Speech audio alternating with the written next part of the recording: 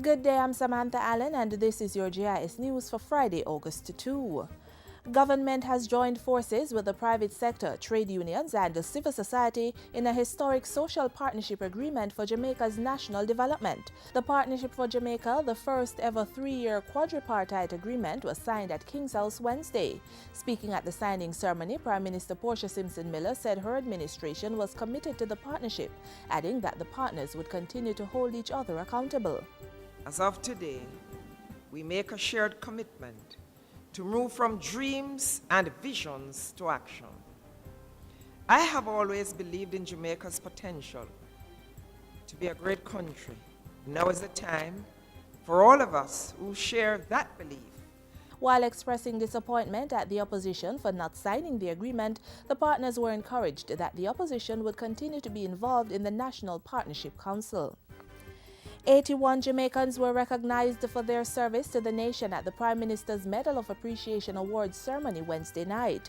Recipients were awarded for their contribution in all spheres of life, including agriculture, community development, culture, the economy, education, finance, health, and security. Jamaicans in the diaspora were also recognized. Prime Minister Portia Simpson Miller used the ceremony to urge the youth to make their presence felt in developing the nation. For younger Jamaicans, regard this function as a form of encouragement to get involved in the exciting processes of nation building. To those already involved, I say, continue to make the effort. Your sacrifices will not go unrecognized. The awards ceremony, which was held at the Jamaica Pegasus Hotel in St. Andrew, served to close the year-long celebrations of Jamaica's 50th year of independence.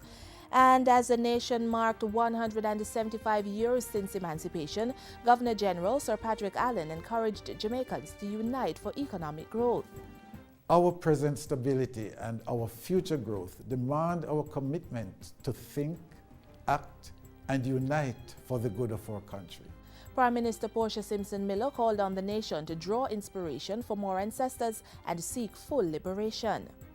That liberation must come in the form of economic emancipation and further social evolution.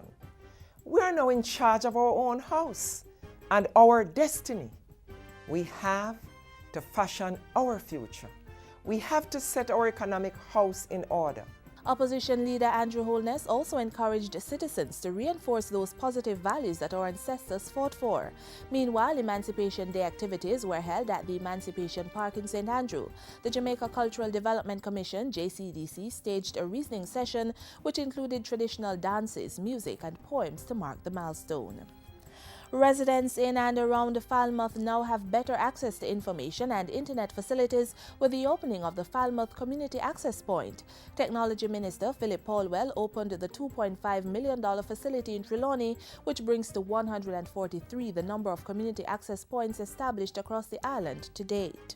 And the commitment of the government to ensure that in every nook and cranny of Jamaica, our people have access to the latest in technology at prices that are affordable. The center will enjoy free internet service for at least 2 years. And finally, Health Minister Dr. Fenton Ferguson says the recent alignment of the National Family Planning Board with aspects of the National HIV Program will provide greater response to HIV and AIDS in Jamaica. The policies of the NFPB and the NHP are compatible, as both organizations focus on safe and responsible sexual practices with HIV prevention and family planning as component of reproductive health. Minister Ferguson was speaking Tuesday at the opening ceremony for a 2-day international forum dubbed Global Validation and Lessons Learned Workshop. And that's it for GIS News today. I'm Samantha Allen. Thanks for watching.